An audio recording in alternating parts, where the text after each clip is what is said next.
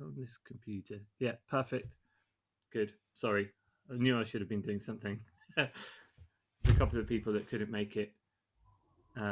So yeah, I hope nobody minds that going on the group, because I'm sure like any questions and discussions and things would be really useful anyway.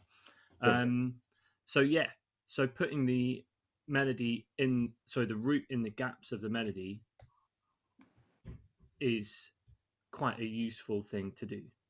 And even on, that E7 in the long tone here, you've got a long time where you could mess around with the arpeggio to really get like an E7 sound locked into your head on that third bar. That kind of make Mm-hmm. sense? Cool. Mm. Um, so Eddie, yeah, sorry, just a quick one. As someone that's completely sort of new to sort of jazz improvisation, because I've always just play the notes on the page and stuff. So a piece like this. So if you would just take it, do you pay more attention to the chords than the notes written on the stave? it's kind of relating the two. So you want to. This is something that frustrates me a little bit about some jazz playing, in that sometimes you'll hear people play a blues, um, and then once the melody's gone, they could have been playing any blues, and you can't hear, like, it's like, this isn't really this piece, this is just all the blues stuff that Yeah, right? yeah, Whereas you are still playing whichever blues you're playing. And I think there's a little element sometimes of getting lost from using the melody as a point of departure for your improvisation. right.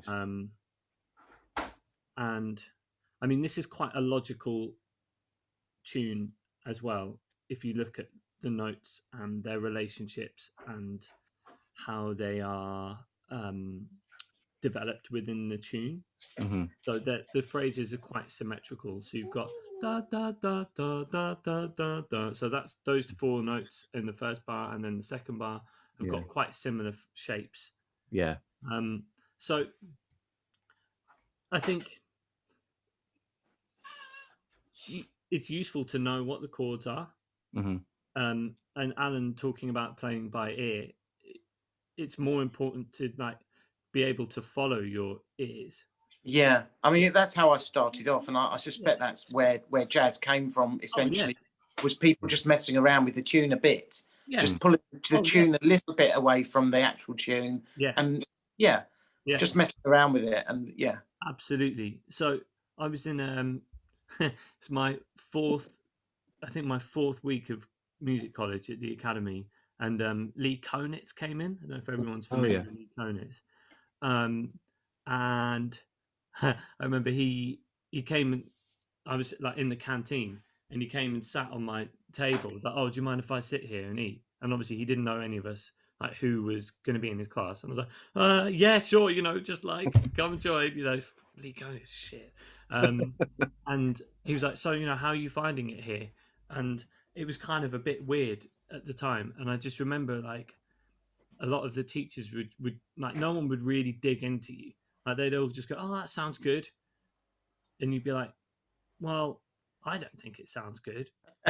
He sounds better and she sounds better. And it's just like, well, what, and they were just a little bit like passive with it. And so I just said to him, yeah, I'm feeling so far that, you know, I'm lagging a bit, but also people aren't necessarily just like helping me really push through stuff. And he's like, oh, yeah, that's interesting.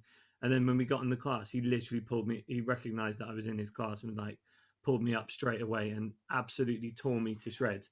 But but the way he did it was he got me to play all the things you are, um, as it was in the real, as it is in the real book. He's like, just play crotchets and minims on your own, no rhythm section, nothing, like in front of the entire jazz course and all the teachers and everyone's like, oh god. And then he's like got this 10 stages of development, which all comes from the tune. and that's Lee Konitz, who's still playing. Well, I mean, he's just died recently, hasn't he? But like, had a 70-year career from the 40s. Mm.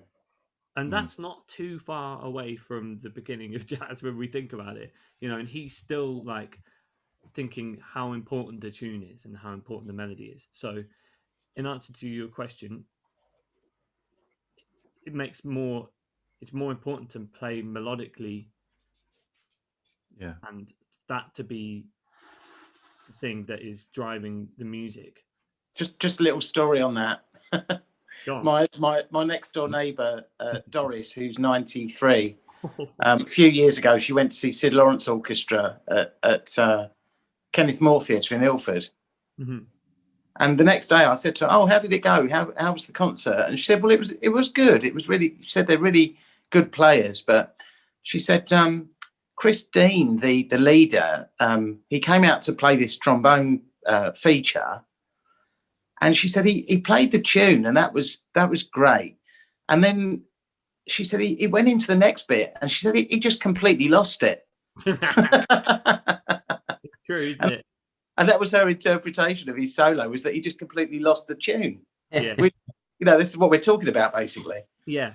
I mean, it's sort of, the context is definitely important. So, if you've gone to see like Chris Potter at the Village Vanguard, then you're probably, you can say goodbye to that. But what you are going to get is like, mental other shit. Yeah. But yeah, to a certain degree, I think there's a huge amount of communication that is lost when you just start shedding or shredding or trying to play all the fastest, craziest things you can. And to be honest, I think the thing that saves most solos from doing that is space. And like the more you can, I mean, how often do you go and see, like, if you listen to a speech or something like that really, or a speaker who really impacts, you really feel the impact of what they're saying. It's never because they've used the longest words or the most complicated syntax, or it's always the delivery and giving you time to process what they say. And I think when you're talking to people who aren't jazz fans or jazz musicians, then playing simpler and leaving space is, to me, the best way to communicate to them, because they just hear a clear idea and they're like, oh yeah, that makes sense. And that gives you time to think about what you're going to do next. And can you then use your next idea to follow on in a sort of kind of logical way, I guess, because you are trying to, most of the time, you're trying to create a piece of music that hopefully someone might listen to and go, oh, are you improvising or are you reading? Does it sound like a piece of music, or does it sound like a ton of mental abstract ideas that don't lead from one thing to the next? And Sorry, Freddie. Sorry. Go on. I was just sorry. Have you finished? Because I was going to ask a question that goes back to something that the guys mentioned earlier. Looking back at the chords, there are certain standards that I can just look at and I can see. Oh yeah, I can see where this is going. I can see what this is doing. That's a 2-5-1. This is that and the other. Yeah. There are others, and I might be just a bit naive or lacking in my sort of jazz education here, but there are bits of this song where I can't quite see where the chords come from or go to, if you know what I mean. I mean, obviously the C to the F7 is, yeah, that makes perfect sense. Yeah. But then how does it go from the F7 to the E7 to the A7? Well, that's a sort of 2-5, isn't it? But yeah, can you give it, without spending the whole sort of session on it, can you give us a sort of bit of a guide as to where it's going harmonically? Yeah. So basically, it's always coming back to the home key every at the end of every section, or well, to the start of them. So it's basically using fourths, which most standards will be using the cycle of. I think of them as fourths. I know people call them cycle of fifths, but I always think of like 2-5-1 going D up to G. That's a fourth to me, not down. But Yeah. I don't know. It's just, it doesn't really matter. So what Alan was saying earlier about that third chord in the real book being a B flat. So what you've got there is C, F, B flat, which is 3/4. Yeah. But then it's And- the getting to the A bit that sort of slightly confuses me. Yeah. So it's using, so that I think it's easiest to think of the D7 as the as a quite an important part of this, because that is basically elongating a 2-5-1 back to C. So he could have written D minor 7 for 3 bars, or D minor 7 for 2 bars, and G7 for 2 bars. But that doesn't really. There's a lot more suspense if you have that dominant D7 chord with the F sharp in it, and then how do you get to D7? Well, A7, the 5 of A, gets you there. So that feels like 5 going to a new 1, and then how did you get to A7? Well, we're going back again round the cycle, an E to get you to A. So then the question is, if I'm starting in B flat, how do I get to E nicely? And actually, just sliding a dominant chord down a semitone isn't very far on the keyboard to go from F7 to E7. Or if that E7 chord is a B flat, going from B flat 7 to A7. It's funny, Dave. I know exactly what you mean on this one, because it's like many. It makes more sense backwards than forwards sometimes. Do you know what I mean? You can relate, you can see where it's heading, and then you start tracking it back and make more sense as when you're reading it for the first time going forward. Sometimes, you know what I mean? Yeah. And that's what I was saying about treating chords in context, and how it's interesting. Like, you maybe get more out of them by like looking at them as individuals, and like, what can I play over this, and does that then affect where I go next? Or as Maria Schneider calls it, is there a sense of inevitability in the music, which I think is one of the hippest things I've heard. And when she said it, it was like, oh man, that's like, I love that idea that like the music has to end up here.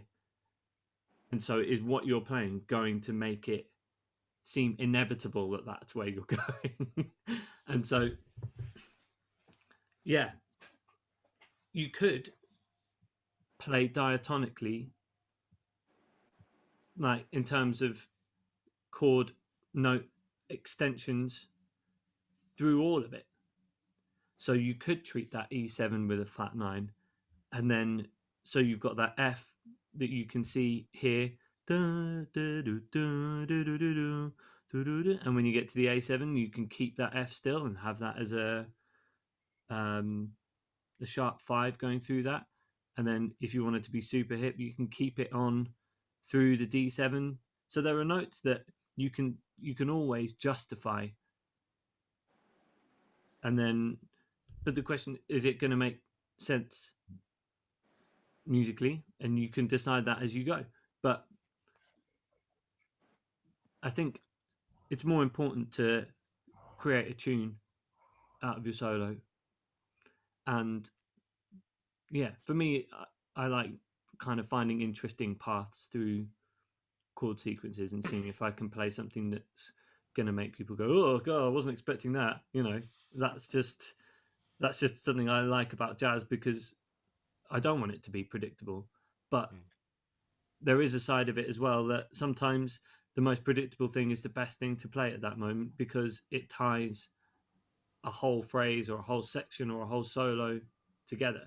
And ultimately, if you want to create something that like I was saying before, feels like a piece of music rather than a string of abstract ideas, then like tension and release, that idea. I mean, if it's all tension, then you're going to end up with Doris going, "Oh God, what's going on?" Whereas Doris needs a bit of a release.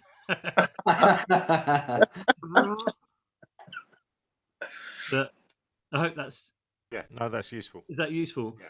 And just quickly on the bridge, that's just like a really, really extended 2-5-1. So you could see there's a really clear one here. So this E7 A minor thing is just elongating, arriving at that chord. Yeah. So that could have been A minor all the way through, which would make that like a sort of diminished over A minor thing, which would sound really nice. And probably more tense, actually, with an A kind of being held and pedaled all the way through there. But that might be something for an arrangement. If anybody ever does it. But yeah, so it's always about where it's going. And what I really like about what Cannonball plays in the tune is that this little fill is literally like what a bass player would almost play. So he goes dee doo dee da dee da, like from the actually literally onto the root, which is quite rare for a melodic improviser like Cannonball to be like, here are the roots,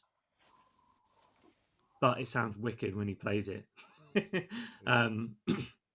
So, and you can see that he sticks quite closely to the melody, and just kind of most of the variation is either slightly rhythmic or a little kind of passing note or a little leading note onto a phrase, a note that's definitely in the kind of crotchets and minims version of the tune. I mean, this is just him kind of stating the tune, isn't it? But with some little bits of improvisation within that. Yeah, exactly. I mean, yeah, and he's super clever as well. So one of my other favorite bits is this bit on the last A. So he plays, as you can see here, it's da da da da da. So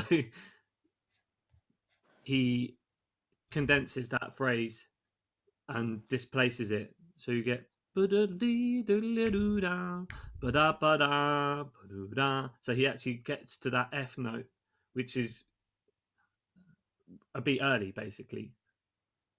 Which, talking about surprise, when I first heard that, I was like, oh, that's nice.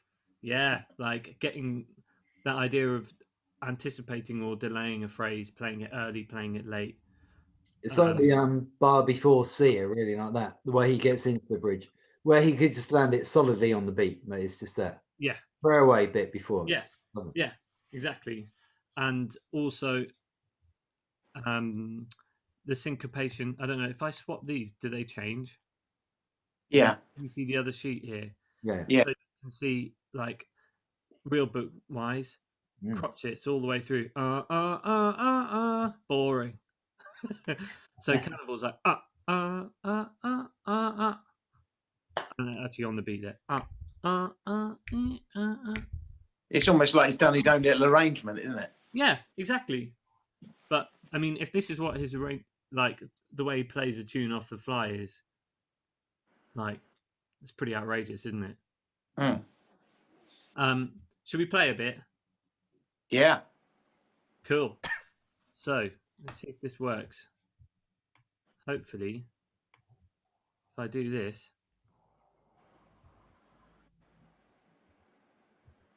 Has everybody got that? Yeah. Yeah. So, and can you hear this?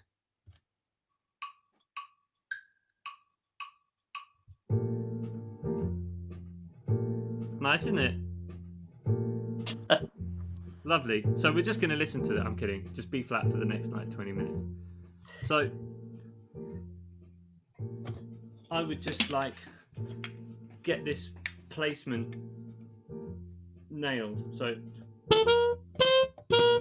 and then like let it go around a few times and just get really comfy with the lead in, and this will hopefully help you memorize. So building up like this is just kind of how I do it basically. So it might be easy if we're all going to play to mute ourselves, or maybe I can mute everyone, but this is where the thumbs up thing is going to be helpful. So when you feel like you and are just really comfortable with those first few notes, we'll just add a couple more and just keep going like that. Okay? Cool.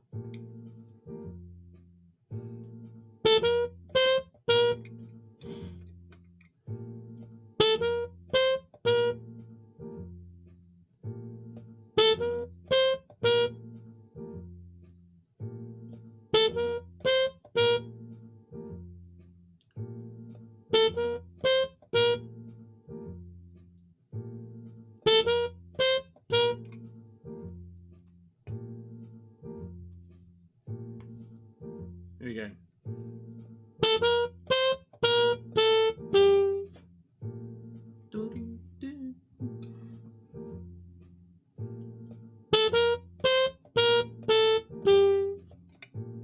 Nice mute.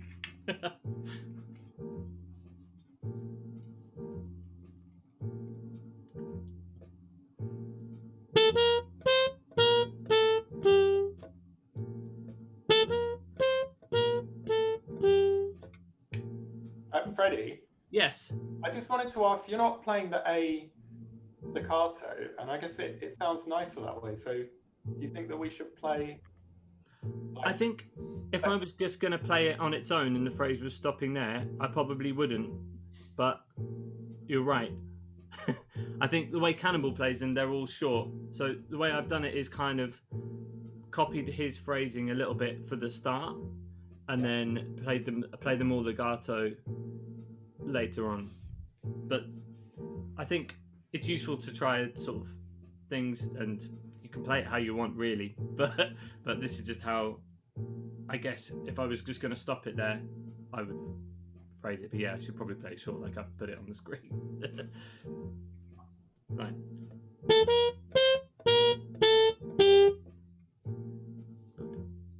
Everyone good with that? So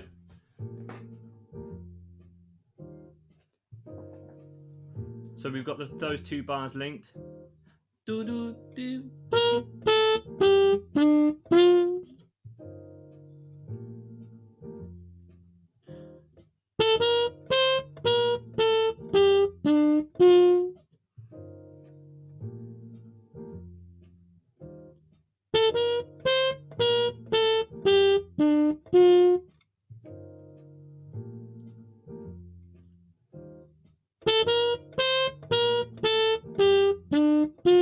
And it's quite useful to sort of look away from the screen as well, so that if you need the notes off the screen, then that's helpful. But I think trying to sort of internalize it and listen to the chords and listen to the melody notes and how they fit together, I guess is the way I would do it. Because obviously if you're learning this off a recording, you won't have necessarily the notes to do that, but you could have a lead sheet and play along and kind of figure out how whoever it is that you're transcribing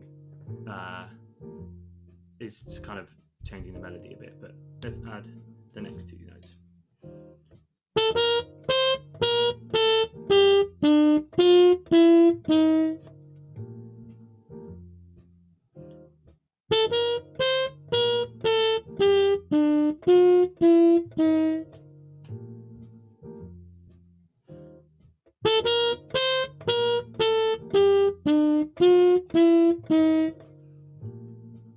All good? Cool. Another thing that I do is have one earphone in when I do this a lot of the time. So I really feel like whoever sound it is that I'm transcribing, I feel like I hear their notes like right in my head. So you can feel your tongue and your fingers and everything, and whether they're really like locking in with whatever it is that you're transcribing. I found that really helps. And this is quite nice as well because you rest as much as you play, the way you do it like this. So it's kind of getting a little bit of a workout into your chops, but also not kind of like bludgeoning them, which is always nice, isn't it? So what we got next? Oh, we get up to the E7. So in fact, I'm going to loop. So it goes as far as the A7 on the loop. So we've got time to put that lead in again. So.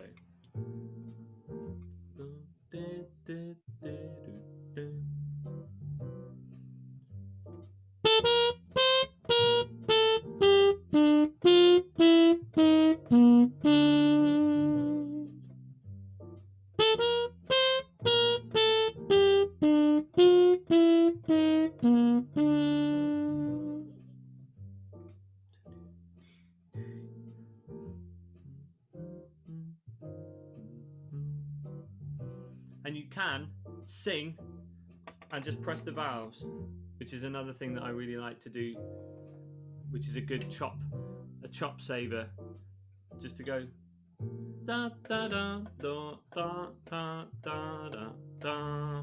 I really start to try and link what you hear in your head to what you do with your valves, because I think that's something that we have to get right on the trumpet, otherwise it just doesn't really work. So that's a good way of developing that skill. So I put some repeat marks around this so that hang on. Oh yeah, that works. Cool. So we'll just get the metronome and then the start of the phrase, and then it'll just loop that E7 A7 section. So 3, 4, 1. Oh no, it starts there now apparently. That's good.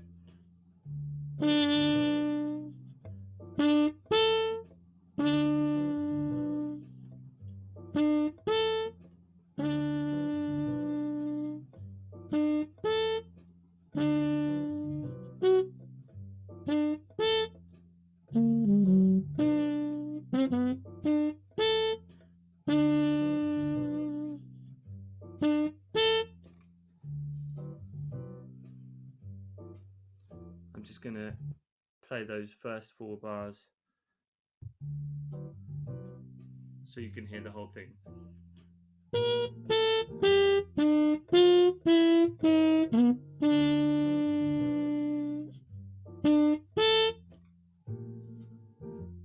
All good?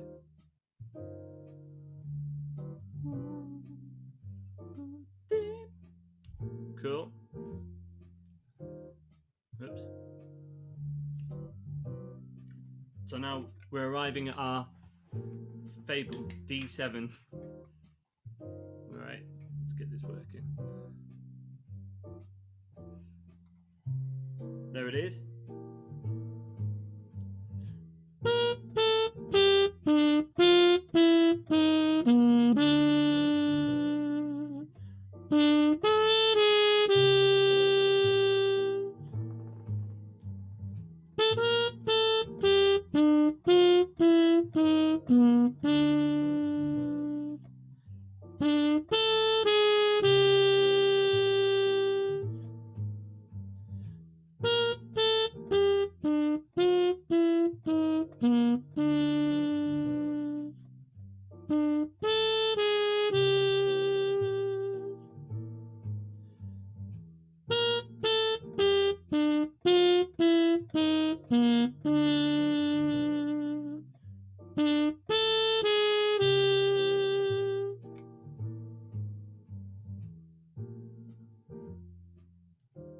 Next.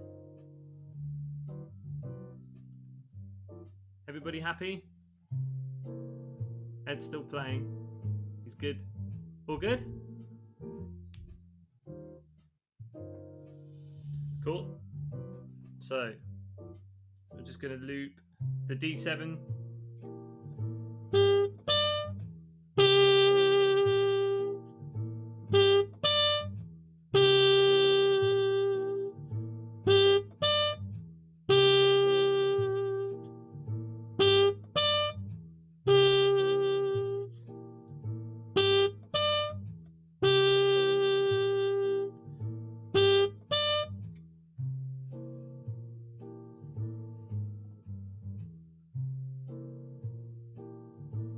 Cool. Nice easy one, that one. So I'll put that back to the start. So we'll go as far as the D7 again.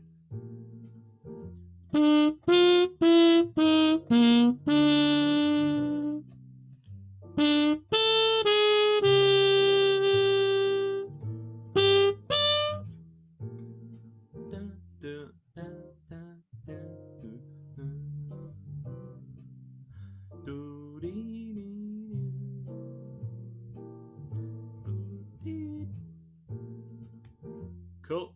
And then the last little bit. Oh, there we go. We're getting the 2-5-1 in now. So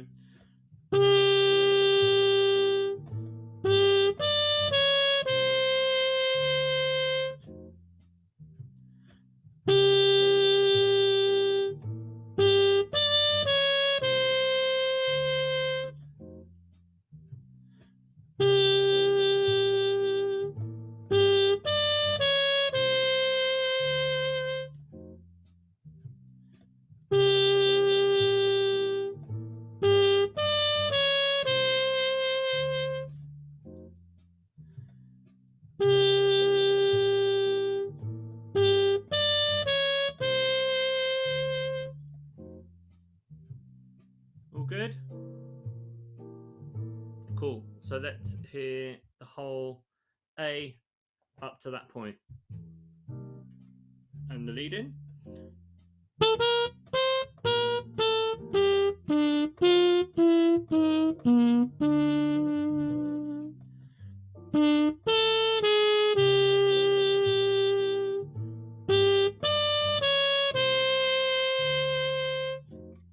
Cool. So we can all unmute for a sec if you want.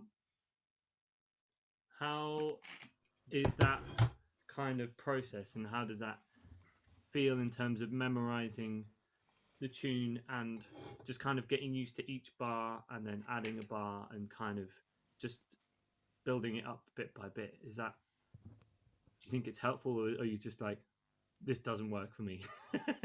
No, it's definitely helpful. It feels nice. I still find it very hard not to look away from the music, even though it's that's my main, that's always going to be my main challenge, really. Just the way I sort of have learned trumpet over the years. It's a bit like sort of singing a song, really. It's like you go back to the lyric sheet just as a crutch more than anything, even though you're not actually really following it properly. Yeah.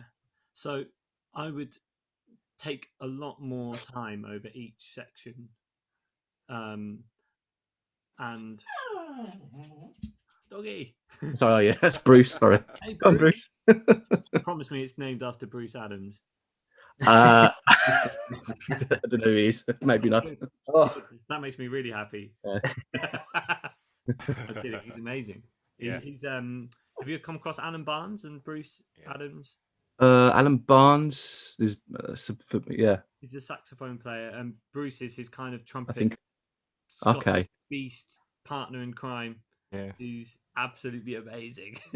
Can I say, okay. I first saw him playing in a funny little pub in Catford, which is not far from where I live, and he was just fronting a quartet, and he was doing all that stuff. We're playing trumpet and flugel at the same time, and and knocking back the pints at a most incredible rate while he was playing as well. And a lovely bloke, because he had no reason to know me at all, but we ended up chatting and whatever else. Yeah, but Top absolutely guy. brilliant. Absolutely. But can I just say, this business about learning from the page and everything else, I've played for 40 something years. I'd rather not say. And the majority of that is from reading stuff, and I still have to pull myself away from things. But it can be done, and I am beginning to be able to do it much more fluently and everything else. And actually, this process for me works really well. Just one little anecdote was I picked up something. I don't know if anyone else is. I don't know if anyone else is of the same age as me, but there's a page for trumpet players 50 plus or something on Facebook, which is Oh no. no. They won't let me in. No. We won't let Freddie in. I know that, but it's 15 really inside. useful because you get some really quite great players posting on it, and one of the guys, Fred Mills from Canadian Brass, posted something recently to say that when they learn stuff, and they learn a huge amount of stuff, they learn it backwards. Yeah. And I found that really, really helps sometimes. If I'm getting a bit stuck with something, go from the end and gradually work back by bar by bar. Yeah. Yeah. I do that with a lot of pupils actually, but more on written. Yeah, I would say, if I can chip in again, I would say that from a very young age, like as soon I played piano, I learned piano before I learned trumpet, and by the time I got to trumpet, I just used to pick it up and try and pick out tunes on it as I did on the piano. So literally playing from ear from day one, playing by ear from day one, and I've never gone through the stage of learning tunes by seeing them written down first, practicing them, in this way, bar by bar, learning the whole piece, memorizing it essentially. I've always just picked out the tunes by ear, and that's how I've learned all my jazz standards and everything, is just by listening to them on records. And so I'm teaching a little girl now. She's only had a few lessons. She's 6 and she's learning the cornet. And I'm teaching her in that way. So her mum said to me, "Oh, which books do we need to buy?" And I said, "Don't buy any books yet. Yeah. I'm just going to get her to play the trumpet. I'm just going to get her playing the first few notes, and then we'll make up little tunes. I'll invent something. She can, and we'll just do it by copying. She can hear it and copy me, and we'll build it up, a note at a time, gradually extend her range. And then when she can play a whole raft of tunes, only things like Twinkle Twinkle and Frere Jacques. But once I've got her playing those kind of tunes, then we can start introduce reading a bit of music. But I guess what I'm trying to say is that if you can play by ear, and you can develop that, then you will be able to play any tunes that you hear or any tunes you want to play without having to have the sheet music first. Exactly. As opposed to building up a stock of things that you've learned because you've memorized how they look on the page. Mm-hmm. I don't know if you'd go with that, Freddie. I would say for me it's a blend of the two. That I've always I did both the things that you're talking about when I was a kid. So I also had piano lessons first, and I remember there was a section in this really old-fashioned little beginner's piano book that my teacher, Mrs. Doubleday, would use. And there's a section that it's just called chords, and it just had like C, F, and G next to it. And I remember that my sister, who's 7 years older than me, made me watch Grease with her. Right, and I was like 7 or something. So obviously I had no idea what was going on or who any of these people were. But I remember hearing the music and going, "This is insane." And then when I heard 1, 4, and 5, I went da da da da da da da da da da on the piano. I was like, "Well, that's that. Like, what?" And so I literally just spent ages like pounding those chords out because I figured it out. And I think my mum put some Elvis on that was a blues or something, and I was like, "Hang on, that's also the same as that other thing." So it was very much like, here's some material, or here's like a little bit of information, but then it's like, can you piece together where it happens in and Oops. as far as this process is concerned, I would never normally have this written out. So I'd be doing exactly what you were doing, but in a very methodical process that you're using your ears to to learn the melody, but you're just doing it a note at a time. And for me, it's also about learning the rhythmic and sound like characteristics of who's playing it. Mm. So, which is something you're not getting from this right now. I mean, it's all the language thing, isn't it? It's basically it's a language. You know, jazz is another language different to classical, and you just need to learn that language. But ideally, you want to be able to speak a language by having thoughts in your head, what you want to say, then you speak the words in that language, rather than just learning from a textbook. This is how to say that. Yeah. Learn how to say that little speech, and then you can say it again in Spanish. Yeah. And you need to be able to come up with new stuff that you're not seeing printed out. Conversation.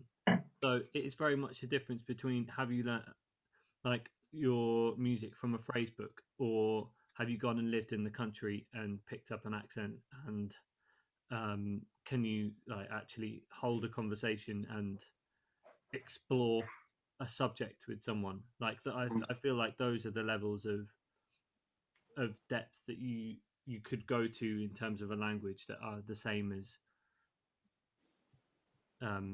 playing jazz and improvising. Like even like I've only been to New York twice. I'm sure a lot of people have been millions of times, but I remember when I got there and walked around, I was like, wow, this all makes perfect sense. Like you could feel why bop and hard bop and all of this music came out of New York, because the city feels like that music. It just kind of like, you're like, oh right, okay. I could imagine it'd be like what it's like to listen to like hours and hours of Cuban music and then finally go to Cuba, and then you're like, yeah, now it makes sense because you've seen the people, you've been to the place where it happened, and you kind of understand why this music exists and what energy it comes out of. And so I think, but yeah, it is an oral tradition, absolutely. And the theory side of it is shortcuts to understanding quickly, I think. I've got sorry, Freddie. Go on. Go, please. I've got a really boring technical question, and one thing to say. There's a really good podcast actually called Strong Songs. Oh, nice. Which takes apart tunes, but it's really made me listen to music differently. And they do everything from jazz to pop to whatever, TV theme, that kind of thing, but really picks it apart. The guy's got an annoying voice, but get past that, and he's saying some really good stuff in this tune. So I think I can hear the relationship between 2 and a 5. I can in that figure I that we're kind of saying, I can hear the C move to the F. Can't always hear that move to the E7. It's probably because I want it to go to the B flat. Maybe in a way, but that's where if I'm like the other guy was saying, if you're playing by ear, that's where I sometimes struggle when it's that. So there must be doing some. I think either Dave or someone else was saying it earlier. That's obviously where they're doing an inversion on that chord to make it feel happier in context, maybe. But I struggle to hear that. I want to hear the that little the drop off, but it sort of stays more similar to the F7. It feels to me. Yeah. Does that make any? Is that because it's because you're seeing the B flat printed, or you're imagining the B flat? Because I mean, you can either think of it as like C F B flat A, or you can think of it as C F E A. There's two different ways of getting to that A, which is what Freddie was saying. There's two different ways of getting to the A, and the C F E A makes perfect sense, really. But it kind of throws you off when you're expecting a B flat. I know what you mean. Yeah. It's just hearing. There's an obvious difference in terms of going from the tonic to dominant and that kind of thing. It's when it's that more subtle shift. Mm-hmm. That's I mean, those bits that don't always stick sometimes. Yeah, that's kind of why I wanted to do this, because we are going to work on some voice leading, which is really fun. And this is like,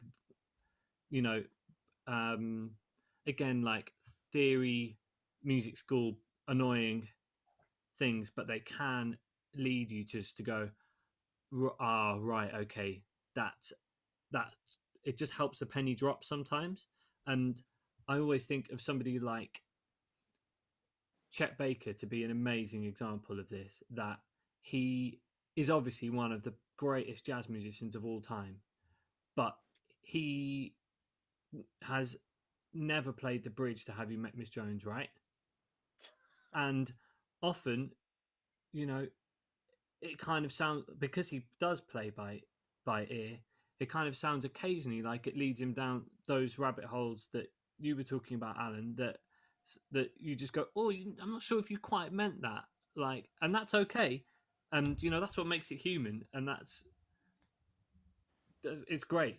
But it just depends what you want out of music, like, and do you want to be able to express yourself fully on every chord, on every part of the tune, and then choose whether you're going to do that, rather than you not necessarily knowing all of it. And Sometimes it's born out of necessity, though. You're on a gig and somebody calls a tune and you think, yeah, I know that.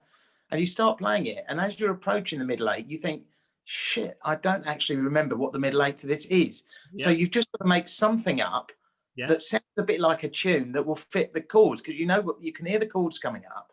yeah, And you just have to play, you just make up your own middle eight and then you get back to the tune again for the last eight. You must have done it, Freddie. I have. And but the most important thing is that it's strong, like, and this is what those little moments of Chet's do that frustrate me, because those are the only times that he doesn't sound strong, because sometimes it just feels a little bit like he sounds unconvinced because he doesn't know where he's going.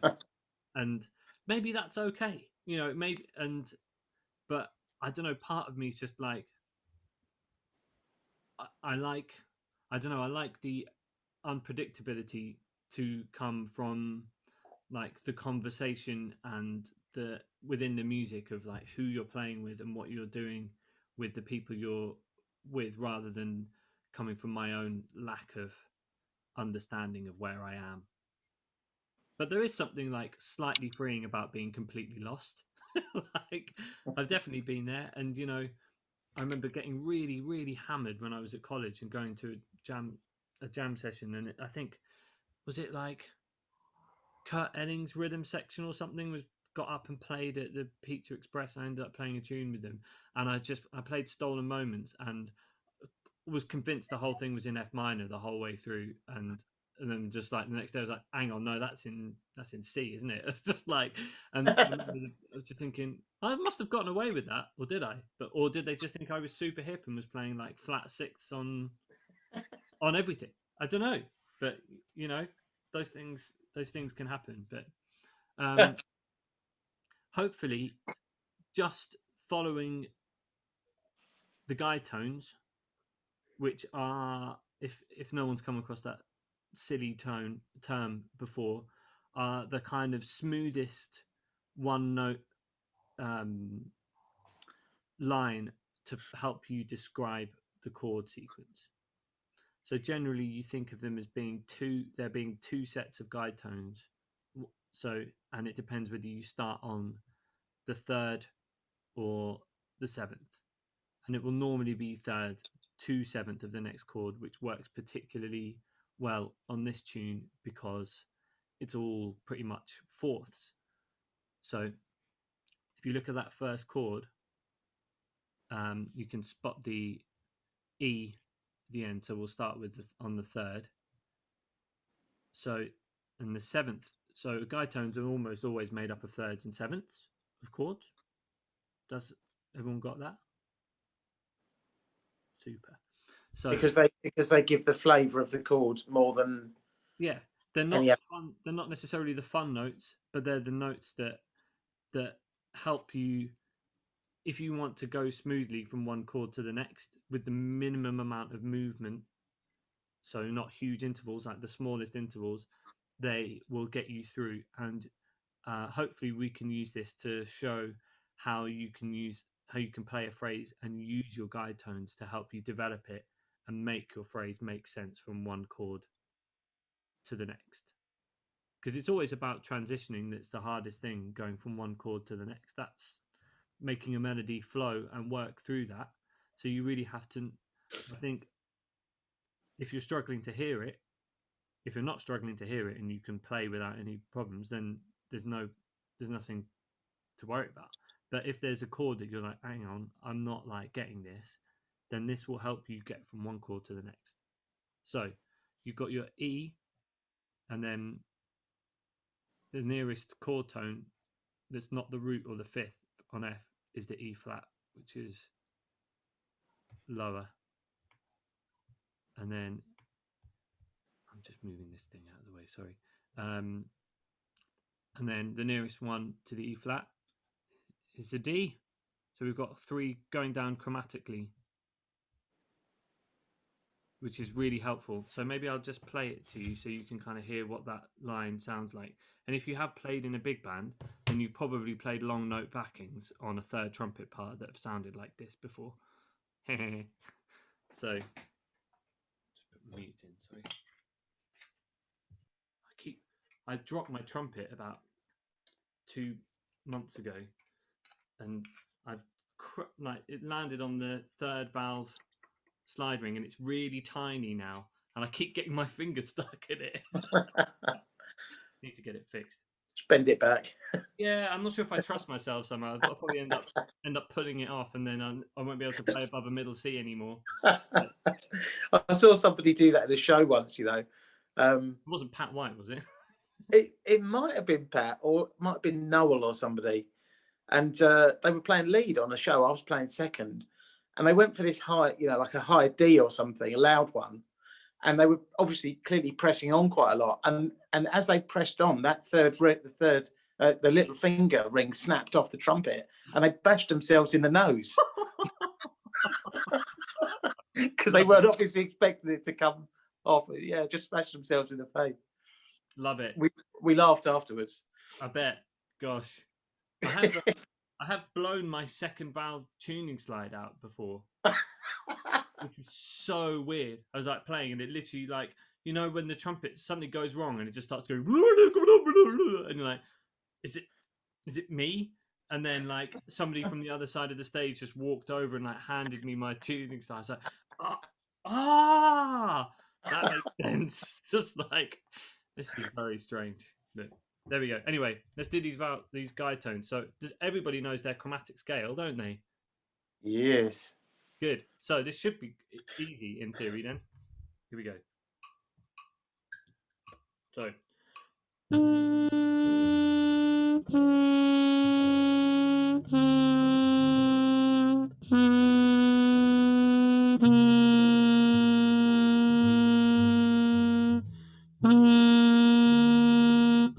Which leads us nicely on to the next one.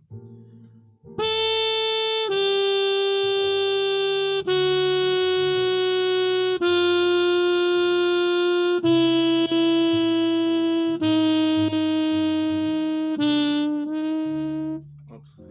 Oh, it's repeated it again, hasn't it? Sorry. So, yeah, I've got the second time A section thing here, just in case.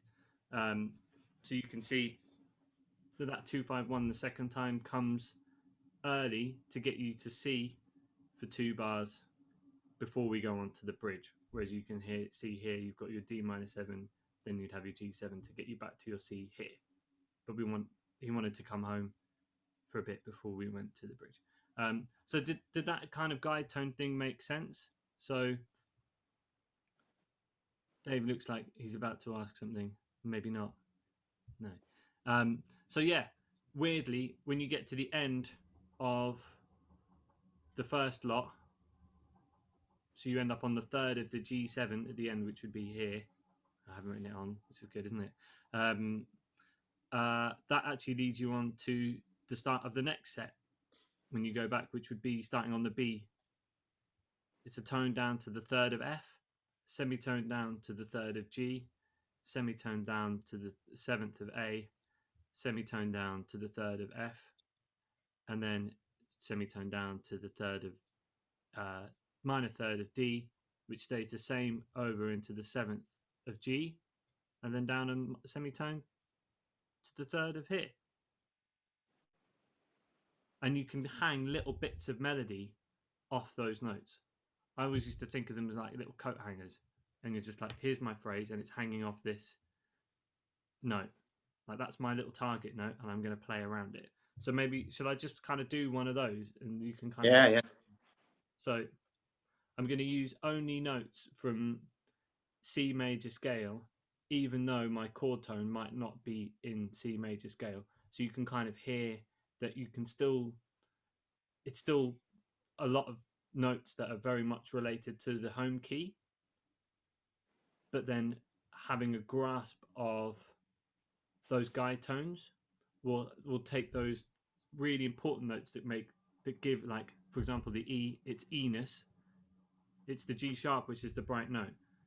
If you play G sharps all the way through the piece, it might sound a bit weird, but here, it's great. So I'll start on the 7th, so we get to that G sharp, because I think, Matt, particularly, I reckon this will help you to hear that E7 chord and really hear that semitone, da da, like, which is the thing that really brings out that change. So I'm just gonna get rid of that repeat thing so I can play the second time bar. So here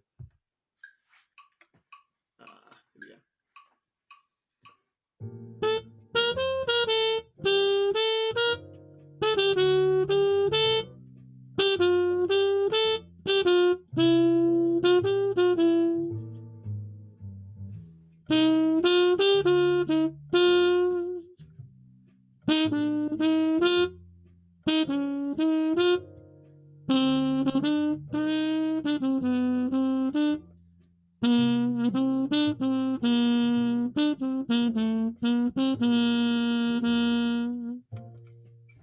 So you can kind of hear that it's super simple, but it ties all the phrases together. And it might sound a little bit obvious to play like that all the way through. Maybe that it's a bit too predictable, maybe not, but maybe it's something that before you go into a world of more unpredictability, that you're coming from somewhere where you can deliver something melodic that makes sense, and hopefully when you listen to it you go, oh, that's pretty. And so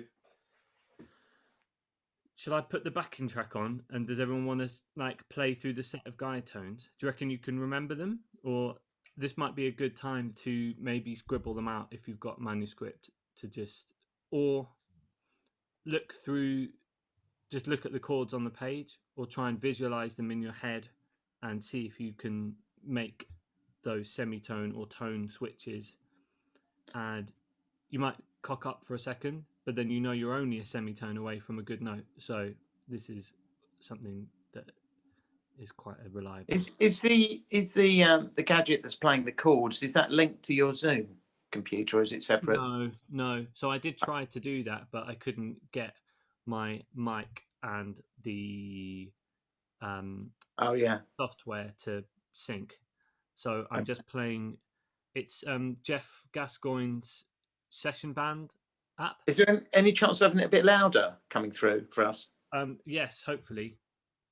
Okay. Yeah, it's just a bit hard to hear it over the trumpet to hear the chords you're on. Sure. Shall I do it again, or do you want to? How do you mean? Do you want to hear it again, or shall I just play the whole thing? No, if the backing could be a bit louder when we're playing. Oh, cool, super, yeah. I'll Hey, try. Freddie. I've got you turned up maximum, but it's not very loud on mine. It's probably me because of my phone. I'll mute here anyway. Cool. So Freddie, yeah.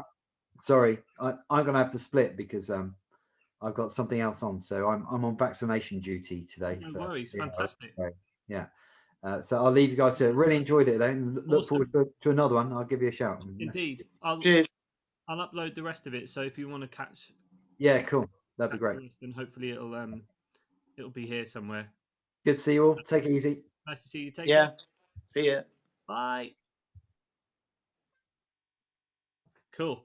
So I'll play the track and see if you can get comfy with the long notes on the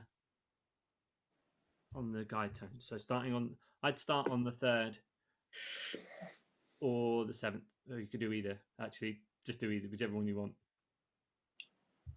Oh.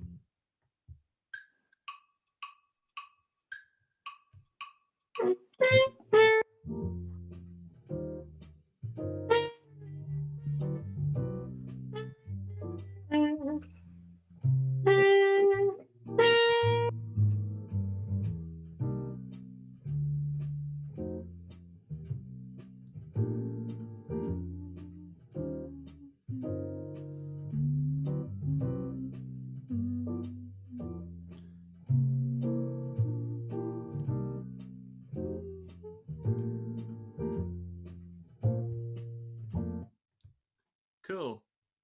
How did that feel? Yeah, sorry, I didn't realise I was off mute, and I was just noodling around. All right.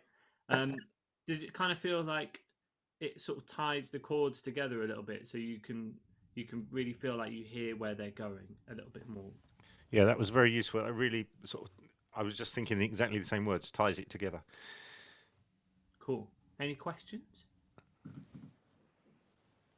Cool. So that's a really good thing to practice.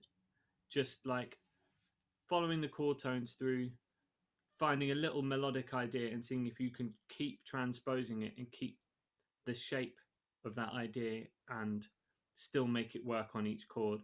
Use the guide tone to help you find your starting point or your coat hanger. And yeah, on both sets. So I think it's quite important to make sure you do both. So wherever you are, you can always find a note that you're happy with. So let's have a little look at the bridge. Let's go back to this. How do I make this bigger? Here we go. So I thought I think maybe just one last thing to cover. So the bridge is quite simple, really, because it's only got those two chords, and then we've already done a 2-5-1, a D, G, C at the end of the A section. So that kind of, we've already figured out how to get back to our home key. So we're just looking at inversions of the same thing, really, here. So taking the same idea and bringing it up. Yeah, my middle eight, the middle eight on I Real book starts on B half diminished 7 to E. Yeah, you could do that. It's what who was it used to call it that? Oh, I think it's Peter Bernstein guitar, Peter Bernstein. Anyway, he calls it re-2-5ing. So if you're on a note and you've got your 2 of a chord, let's say your A minor, which is a 2 of the D. Right, you've lost me there. So you've got A minor, so that's a 2 chord. Oh, yeah, to 5. Yeah. So that's like a mini 2-5, right? Yes. And so that E being there is re-2-5ing the A that's already a 2. Sure. But it's really 5ing it. So your book with the B half diminished is properly re-2-5ing a chord. So yeah. It's always just like, how far back through the cycle of fifths are you going to go, and how many chords are you going to put in? So if you only wanted one chord, you could just have A all the way through that, and then just have D and G for those 6 bars. Or you can do what is on mine, which is just EA to add some movement, or BEA, which is even more movement. And the bass player might even still play BEA on this, even though the chords are... Yeah, it's interesting they've put E7 there, flat 9 over B. Yeah. So it's kind of implying the B's there anyway, the B to E to movement. And it depends on which version it's come from. Sure. And it depends how much detail you want to get into in the way that you play the phrase. Because a lot of the time, I'll just treat a 2-5-1 as a big 5, and I don't really bother thinking too much about the 2 chord. It's lazy. Right. But it helps me to think bigger picture, to think more of just 5-1s, 5-1, 5-1, rather than lots and lots of chords. And me, because those are really just roots. I leave that to the bass player and do what I want. So everybody knows their E7 arpeggio, or just an E major arpeggio, I guess. So that bit of the tune is just lowering that top note to the 7th instead of going up to the tonic again at the top of your arpeggio.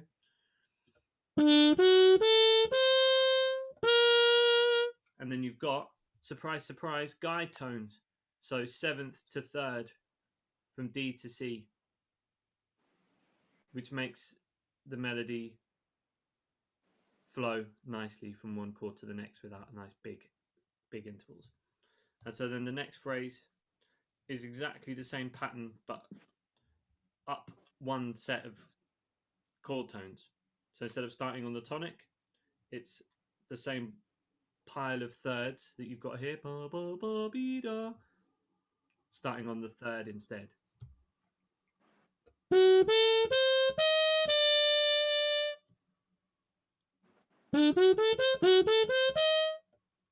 It's kind of that idea of almost like a flat 9 broken chord.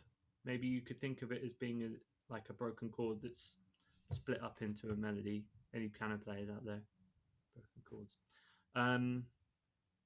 So yeah, bridge is quite simple. I don't want to spend too much time on that, I don't think.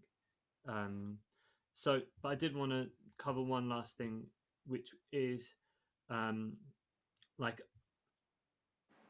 one size fits all ways to get through tunes. And so a good way to sound good on the bridge on this is just to play your A harmonic minor scale throughout, which gives us the G sharp, which is quite useful, and an F natural, which gives us the flat 9 from the E7 flat 9, which was the top note of this one up here.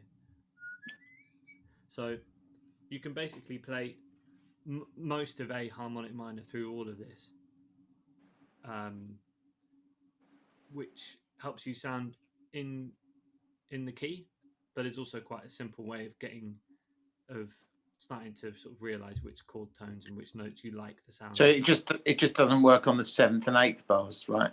Not really, no. So my idea is, and this is another reason why I like Cannonball solo on this, is that he's quite happy to just play a massive blues scale over parts of the tune. So if everybody knows the B flat blues scale, you can use that over the whole of the A section.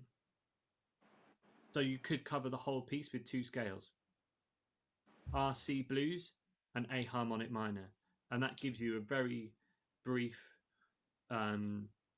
overview of the structure of the tune as well. So it's like 8 bars of C7, 8 bars of C7, 6 bars of A harmonic minor.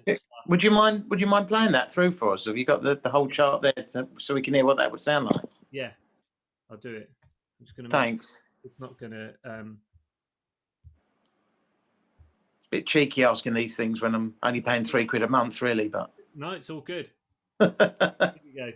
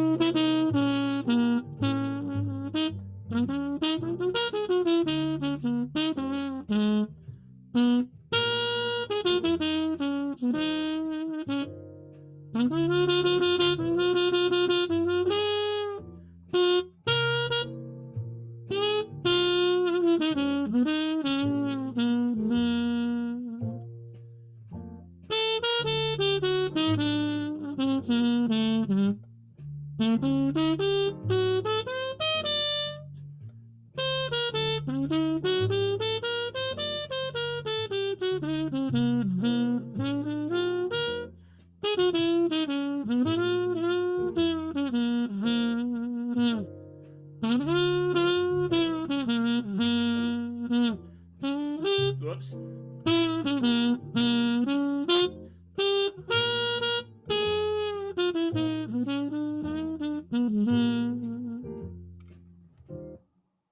Not perfect, but like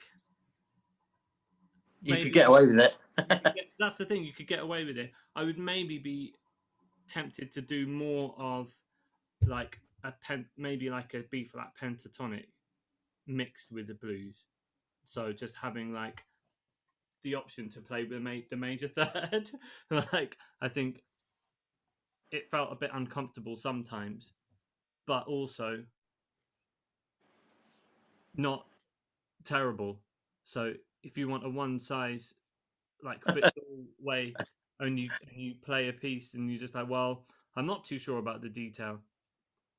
There's like maybe a way of finding a way through it without without sort of sounding too shit. Just a bit shit. But I think the bridge really works. Like that A harmonic minor thing, you can literally just play all the way through that. Yeah, definitely. Yeah. And then with the blues thing, I think maybe it's just like picking little bits of it that you're like, oh, actually, this sounds okay on this chord. But there are definitely parts where Cannonball does that on that solo, so it's worth listening out for. Cool. Any questions? Should we wrap it up? Because I know it's Saturday morning and we've all got things to do, or maybe we don't. It's lockdown. Yeah. I'll go out football. For the football, yeah. What's your team, Alan? No, I said I'm going for a walk. Oh, you're going for a walk? I thought you said football. Sorry. No football team for me. That's really useful, Freddie, and give me lots to think about. Great. Brilliant. Yeah. Glad I dragged myself out of bed for that. Did you say somewhere you were going to share the backing track or? Yes, so the backing track is on the Patreon site on the most recent post. I haven't looked on that recently. Okay. Is that the same backing track we've been playing with this morning? Yes. Cool. Yes. So I figured if you want, you could, if you want to do a little recording of yourselves or something, just whack it up in the Facebook group. If you're not, I mean, obviously nobody has to do anything, but it would be just really fun to hear how everyone's getting on with things. So you could do like, a tune, like half a chorus focusing on that guide tone thing, and sort of just like plan out a little solo where you're just like, okay, I'm going to play my blues scales here and I'm going to play my harmonic minor over this thing, and just like, see how you get on. And then I always like to do like a last chorus where it's like anything goes. So even if you're doing a recording, it's just like, it's always useful just to have a point where you forget about all the stupid theory things and all the ideas you're trying to work on, and you just play without the shackles. Great. Is this going to be a weekly thing? No. Probably maybe monthly, I think would be nice. Right. Because I think I've originally wanted to do like some sort of live stream as part of the Patreon site, but actually I don't really know what that's offering to outside of that aren't outside the group. Whereas I think this is probably actually just a little bit more useful. So I'm not sure if I'll do a standard each time, but maybe just like if I can figure out a video or something, maybe just having a little get together to chat through whatever, just something. But I think, yeah, that's cool. This is a good choice. This is a good piece. There is no greater love. It's nice in terms of me. I always find it harder to sort of play something that's a bit more faster pace. So it's a nice pace for me Yeah. to take, and it's just nice playing with the backing track. To be honest with you, you know. Yeah. Wicked. That's good. I only sort of know this as an up tempo number anyway. I don't really think of it as a slow one. Oh, okay. Really? Like, Exactly. Yeah. yeah. I guess I heard this version a couple of months ago, and I always kind of imagine Clark Terry when I'm playing this piece. I don't know why, it just always makes me start channeling. But there's worse things to imagine. That's probably true. It's strange because I've got a version of this in my head that I can hear from somewhere, and I can't trace it anywhere. I listened to all the versions I could find on my iTunes, and it's not any of them. Is there a Miles version? Yes, there is, isn't but there? that's quite slow. Yeah. And Dizzy also recorded it loads of times, but very slowly mostly. Yeah. It's funny. Billie Holiday did a lovely version of it. Yeah. Yeah, that would definitely check that out. And Chet as well sang it.